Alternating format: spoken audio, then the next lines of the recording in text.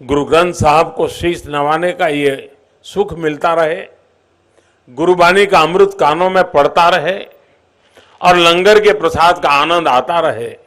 इससे जीवन के संतोष की अनुभूति भी मिलती रहती है और देश के लिए, समाज के लिए समर्पित भाव से निरंतर काम करने की ऊर्जा भी अक्षय बनी रहती है।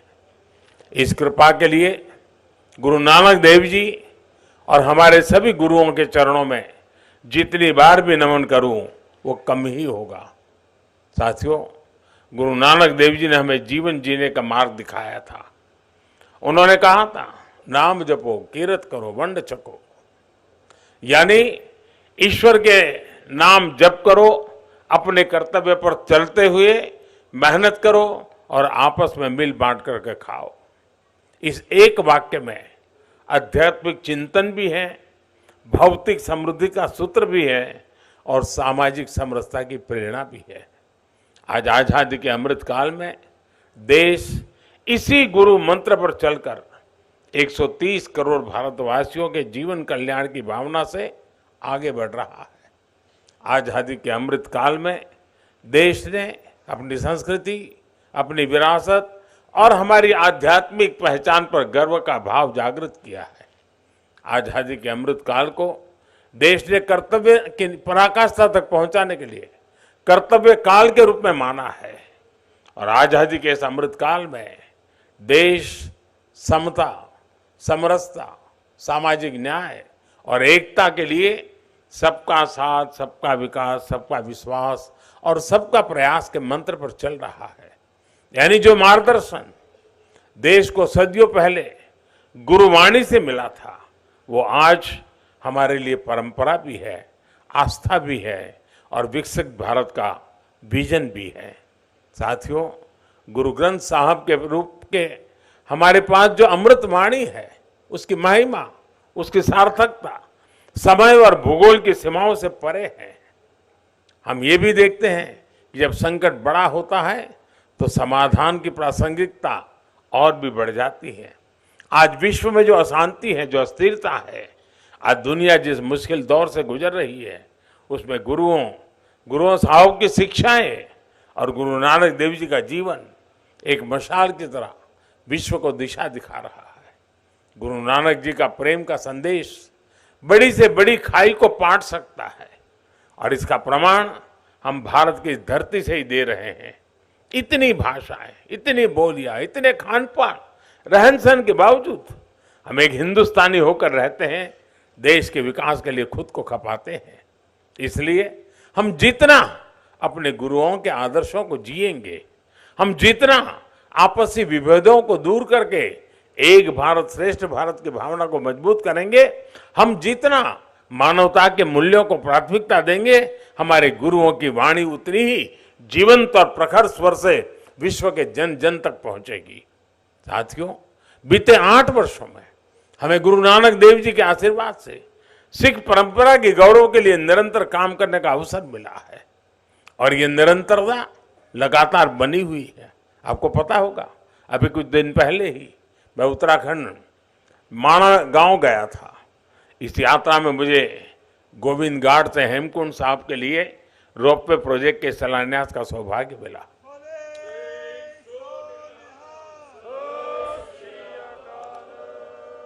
इसी तरह अभी दिल्ली ऊना वंदे भारत एक्सप्रेस की शुरुआत भी हुई है। इससे आनंदपुर साहब जाने वाले श्रद्धालुओं के लिए एक नई आधुनिक सुविधा शुरू हुई है।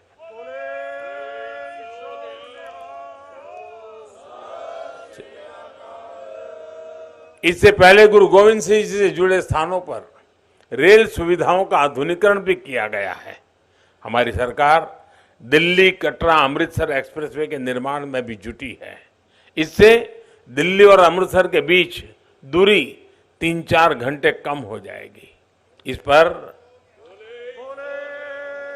पर हमारी सरकार 35,000 करोड़ रुपए से अधिक खर्च करने जा रही है। हरमंदिर साहब के दर्शनों को आसान बनाने के लिए यह भी हमारी सरकार का एक पुण्य प्रयास है। और साथियों, ये कार्य केवल सुविधा और पर्यटन की संभावनाओं का विषय नहीं है। इसमें हमारे तीर्थों की ऊर्जा, सिख परंपरा की विरासत और एक व्यापक बोध भी जुड़ा है। ये बोध सेवा का है, ये बोध स्नेह का है, ये बोध अपनेपन का है, ये बोध श्रद्धा का है। मेरे लिए शब्दों में बताना कठिन है। जब दशकों के इंतजार के बाद करतारपुर साहिब कॉरिडोर खुला था, हमारा प्रयास रहा है कि सिख परंपराओं को सशक्त करते रहें, सिख विरासत को सशक्त करते रहें। आप भली भांति जानते हैं कि कुछ समय पहले अफगानिस्तान में किस तरह हालात बिगड़े थे। वहां हिंदू सिख परिवारों को वापस लाने के लिए हमने अभियान चलाया। गुरु ग्रंथ साहब के स्वरूपों को भी हम सुरक्षित लेकर आए। 26 दिसंबर को गुरु गोविंद सिंह जी के साहबजादों के महान बलिदान की स्मृति में वीर बाल दिवस मनाने की शुरुआत भी देश ने की है। देश के कोने कोने में भारत की आज की पीढ़ी, भारत की आने वाली पीढ़ियों ये जाने तो सही कि इस महान धरती की क्या परंपरा रही है। जिस धरती पर हमने जन्म लिया, जो हमारी मातृभूमि है, उसके लिए साहबजादों जैसा बलिदान देना कर्तव्य की वो पराकाष्ठा है जो पूरे विश्व इतिहास में भी कम ही मिलेगी। साथियों, विभाजन के हमारे पंजाब के लोगों ने, हमारे देश के लोगों ने जो बलिदान दिया, उसकी स्मृति में देश ने विभाजन विभीषिका स्मृति दिवस की शुरुआत भी की है। विभाजन के शिकार हिंदू सिख परिवारों के लिए हमने सीएए कानून बनाकर उन्हें नागरिकता देने का भी एक मार्ग बनाने का प्रयास किया है। अभी आपने देखा होगा, गुजरात ने विदेश में पीड़ित और प्रताड़ित सिख परिवारों को नागरिकता देकर उन्हें एहसास दिलाया है कि दुनिया में सिख कहीं भी हैं, भारत उसका अपना घर है।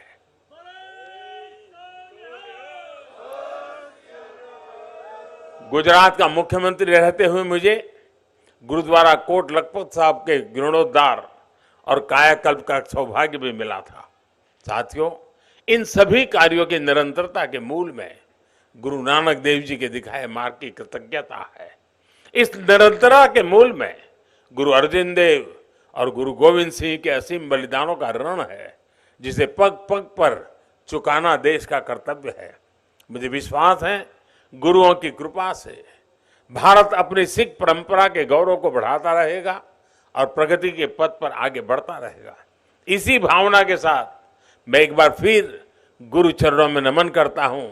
एक बार फिर आप सभी को, सभी देशवासियों को गुरु पर्व की अनेक अनेक शुभकामनाएं देता हूं। बहुत बहुत धन्यवाद।